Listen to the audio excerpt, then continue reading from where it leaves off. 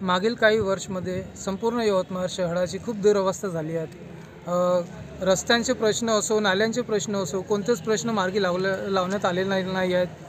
अनेक ठिकाणी रस्त्यात गड्डे पडलेले आहेत।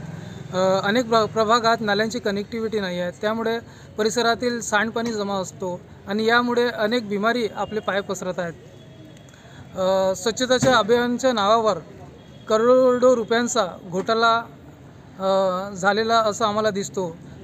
केंद्र सरकारमार्फत स्वच्छता अभियान राबवण्यात आलेले आहेत, परंतु स्थानिक नगर परिषदद्वारा हा स्वच्छता अभियानची जेव्हा अवस्था आम्ही बघतो तर हा 0% एकही पर्सेंटेजमध्ये हा काम झालेला नाही आहेत। जागोजागी गंदगी पसरत आहेत। अशी दुरावस्था संपूर्ण यवतमाळ शहराची झाली आहे।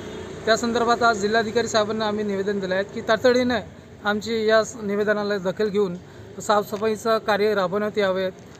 ज्या भागात नाल्यांची कनेक्टिव्हिटी नाही आहे त्या भागात नाल्यांची कनेक्टिव्हिटी देण्यात यावेत आणि सांस्कृतिक सभागृह असो, सरकारी शाळांची अवस्था असो, कोणत्याच प्रश्नाला हाती घेऊन नगर प्रशासनाचं कार्य करण्यात आलेलं दिसत नाही।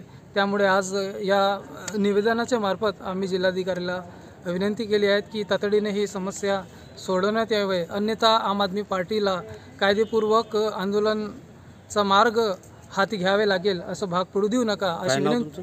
आकाश चमेडिया।